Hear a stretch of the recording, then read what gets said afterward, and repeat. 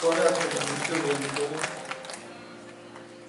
ಒಬ್ಬರು ಕುಂಸಾಪ್ನವರು, ಗಡ್ಡ ಮುಖೇಶ್ ಅವರು, ಶಿವಪ್ರಸಾದ್ ಅವರು, ಅಮರೇಶ್ ಅವರು, ಇವರೆಲ್ಲ ಹೋರಾಟದಲ್ಲಿ ಜಾನಪದ ಕಲೆಯಲ್ಲಿ ಕರ್ನಾಟಕ ರಾಜ್ಯದ ಅಧ್ಯಕ್ಷರಾಗಿ ಮತ್ತು ನಮಗೆ ಒಂದು ಇಡೀ ರಾಜ್ಯದಲ್ಲಿ ಹೆಸರು ಮಾಡಿರುವ ಪಿಚ್ಚಳ್ಳಿ ಶ್ರೀನಿವಾಸ, ರಜಾಕಾಂತ, ಹೋರಾಟಗಾರರು ಕೂಡ ಇವತ್ತು ಎಲ್ಲಿದ್ದಾರೆ. ಬಹುತೇಕ 40 ವರ್ಷಗಳ ಹೋರಾಟದಲ್ಲಿ ಅಂಬೇಡ್ಕರ್ ಬಗ್ಗೆ ಇದ್ದಂಥ ಒಂದು ಚಿಂತನೆ, ಇಲ್ಲೊಂದು ಭವನವನ್ನು ಮಾಡಬೇಕಂತ ಈ ಸಂಘ ಸಂಸ್ಥೆಗಳು ನಿರಂತರ ಹೋರಾಟವನ್ನು ಮಾಡಿಕೊಂಡು ಬಂದ ಫಲ ಇವತ್ತು ಈ ಕಾರ್ಯಕ್ರಮ ಆಗಿದೆ. ಇದರಲ್ಲಿ ವಿಶೇಷವಾಗಿ ಸಮಾಜ ಕಲ್ಯಾಣ ಇಲಾಖೆಯಿಂದ 11.5 ಕೋಟಿ ರೂಪಾಯಿ ಖರ್ಚು ಮಾಡಿದ್ದಾರೆ. ಅದರಲ್ಲಿ ಮಹದೇವಪ್ಪನವರು ಸುಮಾರು 9 ಕೋಟಿವರೆಗೂ ಕೊಟ್ಟಿದ್ದಾರೆ. ಅತಿ ಹೆಚ್ಚು ಹಣ ಕೊಟ್ಟಿದ್ದಾರೆ. ಆಂಜನೇಯವರು 2.5 ಕೋಟಿ ಕೊಟ್ಟಿದ್ದಾರೆ. ಕೃಷ್ಣಾರೆಡ್ಡಿಯವರು MLA ಆಗಿದ್ದ 1 ಕೋಟಿ ಕೊಟ್ಟಿದ್ದಾರೆ. DMFT 1 ಕೋಟಿ ಕೊಟ್ಟಿದೆ. ಸುಧಾಕರ್ ಅವರು MLA ಅವರ ನೇರ MLA ಫಂಡಿಂದ 1,60,00,000 ರೂಪಾಯಿ ಕೊಟ್ಟಿದ್ದಾರೆ. ಸರ್ಕಾರ ಮುಖ್ಯಮಂತ್ರಿಗಳು ಇದೇ ಇಲಾಖೆಯ ಹಣದಿಂದ ಒಟ್ಟಿಗೆ 5 ಕೋಟಿ ಕೊಟ್ಟಾರೆ. 20 ಕೋಟಿ 50 ಲಕ್ಷ. ಇದು ಸುಮಾರು 20-30 ವರ್ಷದಿಂದ ಮಾಡ್ತಾ ಇದ್ದಾರೆ. ಈ ಬಿಲ್ಡಿಂಗ್ ಪಂಚವಾರ್ಷಿಕ ಏನಿಲ್ಲ, 5-6 ಪಂಚವಾರ್ಷಿಕ ಯೋಜನೆಗಳ ಬಿಲ್ಡಿಂಗ್. ಆದ್ರೆ ಕಡೆಗೆ ಸುಧಾಕರ್ ಅವರೇ ತೀರ್ಮಾನ ಮಾಡುವಂತ ಪರಿಸ್ಥಿತಿ.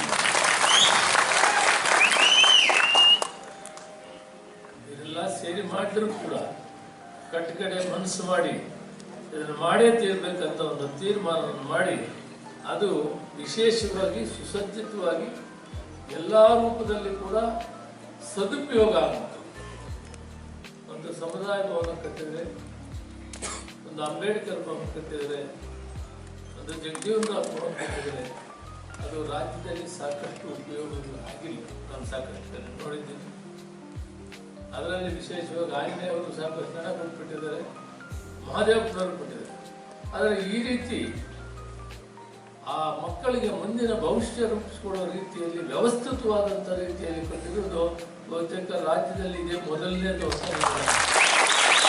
ಹೋಬಳಿ ಮಟ್ಟಕ್ಕೆ ಮಾಡಲೇಬೇಕು ಅಂತ ಒತ್ತಾಯ ಮಾಡಿ ಬಹುತೇಕ ನಮ್ಮ ಜಿಲ್ಲೆಯಲ್ಲಿ ನಮ್ಮ ಲೋಕಸಭಾ ಕ್ಷೇತ್ರ ಅಲ್ಲದೆ ಗೌರಿಬಿದನೂರ್ವರೆಗೂ ಕೂಡ 20ರಿಂದ 30 ಹೋಬಳಿಗೆ ಒಂದು ರೆಸಿಡೆನ್ಷಿಯಲ್ ಸ್ಕೂಲನ್ನು ಆಂಜನೇಯ ವಿದ್ಯಾಲಯ ಪ್ರಾರಂಭ ಮಾಡಿದ್ವಿ. ಅದನ್ನು ಪೂರ್ತಿ ಯಾವಾಗ ಮಾಡೋಕ್ಕಾಗಲಿಲ್ಲ. ಆಮೇಲೆ ಬಂದಂಥ ಮಂತ್ರಿಗಳ ಜೊತೆಗೆ ಮಹದೇವಪ್ಪನವರು ಬಂದ ಮೇಲೆ ಕೂಡ ಕೆಲವಿನ್ನೂ ಬಾಡಿಗೆ ಇದರಲ್ಲೇ ನಡೀತಾ ಇದೆ. ಕೆಲವು ಕಂತೂ ಕಟ್ಟಡವನ್ನು ಕೊಟ್ಟಿದ್ದಾರೆ. ಇನ್ನೂ ಸುಮಾರು 100ಕ್ಕಿಂತ ಹೆಚ್ಚು ಕಟ್ಟಡಗಳು ಪ್ರಾರಂಭ ಆಗಿದೆ. ಇನ್ನೂ ಒಂದು 80ರಿಂದ 100 ಕಟ್ಟಡಗಳಿಂದ ಬಾಡಿಗೆಯಲ್ಲಿ ನಡೆಯುವವು ಇವೆ. ಯಾಕಂದ್ರೆ ಅಷ್ಟು ಡಿಮ್ಯಾಂಡ್ ಇದೆ. ಮತ್ತು ಒಳ್ಳೆಯದೇನೆಂದ್ರೆ ಸಿದ್ದರಾಮಯ್ಯನವರು ಇದನ್ನು ಬಜೆಟ್ನಲ್ಲಿ ಅನೌನ್ಸ್ ಮಾಡಿ ಪ್ರತಿಯೊಬ್ಬರಿಗೂ ಒಂದು ರೆಸಿಡೆನ್ಷಿಯಲ್ ಸ್ಕೂಲ್ ಮಾಡಬೇಕು ಅಂತೇಳಿ. ಅದರ ಒಂದು ಫಲ ಏನಂದ್ರೆ ಇವತ್ತು ರಾಜ್ಯದಲ್ಲಿ ಮಹದೇವಪ್ಪನವರು 100 ವರ್ಷ ಮಾಡಿದಂಥ ಕಾಲದಲ್ಲಿ ಈ ರೆಸಿಡೆನ್ಷಿಯಲ್ ಸ್ಕೂಲ್ಸ್ ಏನಿವೆ 100ಕ್ಕೆ 94ರಿಂದ 99% ರಿಸಲ್ಟ್ ಬಂದಿದೆ. ಅಂದರೆ ಅದಕ್ಕೆ ಮಹದೇವಪ್ಪನವರು ಬಹಳ ಜವಾಬ್ದಾರಿ ಜೊತೆ ಕಟ್ಟುನಿಟ್ಟಾಗಿ ನಡೆಸಿದ್ದ ಕಾರಣ ಇವತ್ತು ಜನರಲ್ ಸ್ಕೂಲ್ಗಳಿಗಿಂತ ಸರ್ಕಾರಿ ಶಾಲೆಗಳಿಗಿಂತ ರೆಸಿಡೆನ್ಷಿಯಲ್ ಸ್ಕೂಲ್ಸ್ ಮೆರಿಟ್ ಎಲ್ಲಿಗೆ ಹೋಗಿದೆ ಅಂದರೆ ಆವರೇಜ್ 94-99 ಇಷ್ಟರ ಮಟ್ಟಿಗೆ ಪ್ರೈವೇಟ್ ಆಗಿದೆ. ಅದರಿಂದ ರೆಸಿಡೆನ್ಷಿಯಲ್ ಸ್ಕೂಲ್ಸ್ ಬಹಳ ಅನಿವಾರ್ಯ.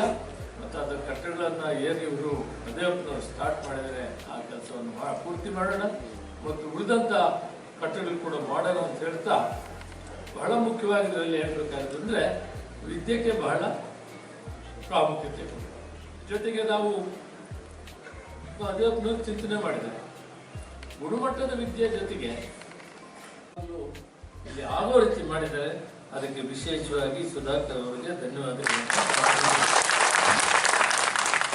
ಇಲಾಖೆಯಲ್ಲಿ ಮಹದೇವಪ್ಪನವರು ಸಾಕಷ್ಟು ಬದಲಾವಣೆ ತರಬೇಕಂತ ಬಹಳ ಕೆಲಸ ಮಾಡಿದ್ದಾರೆ. ಅವರು ಮಾಡಿರುವಂಥ ಕೆಲಸಗಳನ್ನು ನಾನು ಮುಂದುವರಿಸ್ತೀನಿ ಅಂತ ಈ ಸಂದರ್ಭದಲ್ಲಿ ಹೇಳ್ತಾ, ಸಾಕಷ್ಟು ಅಭಿವೃದ್ಧಿ ಕೆಲಸಗಳಲ್ಲಿ ಈಗಾಗಲೇ ಡಾಕ್ಟರ್ ಪರಮೇಶ್ವರ್ ಹೇಳಿದಾಗೆ ನಾವೆಲ್ಲ ಭೂಮಿ 175 ಭಾಗ ಜನ ಭೂಮಿ ಇಲ್ಲ, ಕೊಟ್ಟಿದ್ದನ್ನು ಮಾರ್ಗೇಟಿದ್ದಾಗಿದೆ. ಇನ್ನು ಉಳಿದಿರುವುದೊಂದೇ ಅದಾರಿ ವಿದ್ಯಾಭ್ಯಾಸ.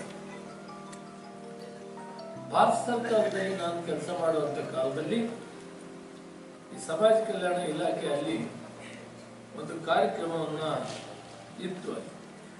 ಏನು, ರಾಜೀವ್ ಗಾಂಧಿ ಅವರಿದ್ದಾಗ ನರಸಿಂಹರಾವ್ ಅವರು ಮಾನವ ಸಂಪನ್ಮೂಲ ಸಚಿವರಾಗಿದ್ದಾಗ ನವೋದಯ ಶಾಲೆಗಳನ್ನು ತೆಗೆದು, ನಮ್ಮಲ್ಲಿ ಕೂಡ ಇವತ್ತೇನಿದ್ದೇನೆ ಈಗ ಅದೇ ಸ್ಕೂಲ್. ಅದಾದ್ಮೇಲೆ ಮತ್ತೆ ನಾವು ಚಿಂತಾಮಣಿಯಲ್ಲಿ ಬೇರೆ ನಾನು ಬಂದ ಮೇಲೆ ಇನ್ನೊಂದು ನವೋದಯ ಶಾಲೆ. ಅದೇ ಥರದಲ್ಲಿ ಇಡೀ ರಾಜ್ಯದಲ್ಲಿ ರಾಷ್ಟ್ರದಲ್ಲಿ ಮಾಡಬೇಕು. ಈ ಬಡ ಮಕ್ಕಳು ಸಮಾಜ ಕಲ್ಯಾಣ ಇಲಾಖೆಯಲ್ಲಿ ಇದೊಂದು ಕಾರ್ಯಕ್ರಮ ರೂಪಿಸಬೇಕು ಅಂತೇಳಿ ಆಗ ಸೀತಾರಾಮ್ ಕೇಸರಿ ಅವರು ಕೇಂದ್ರದಲ್ಲಿ ಸಮಾಜ ಕಲ್ಯಾಣ ಸಚಿವರಾಗಿದ್ದರು. ನಾನು ಅದರಲ್ಲಿ ಒಂದು ಕಮಿಟಿಯ ಸದಸ್ಯನಾಗಿ ನಿರಂತರವಾಗಿ ನಾನು ಅಲ್ಲೇ ಕೆಲಸ ಮಾಡಿದೆ.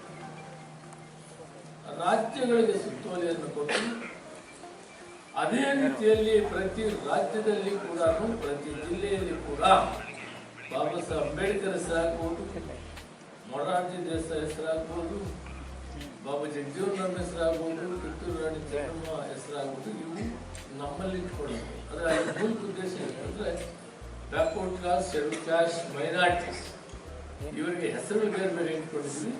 ಇವರು ಆರ್ಥಿಕವಾಗಿ ಹಿಂದುಳಿದವರಂದ್ರೆ ವಿದ್ಯೆಯಲ್ಲಿ ಬಹಳಷ್ಟು ಹಿಂದುಳಿದಿದೆ.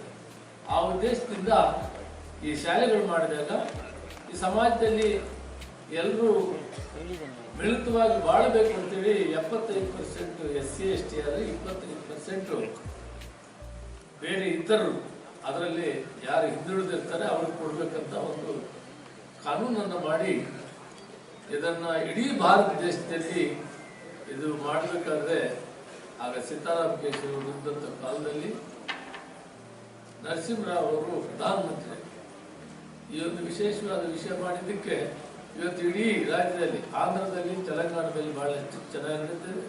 ನಮ್ಮಲ್ಲಿ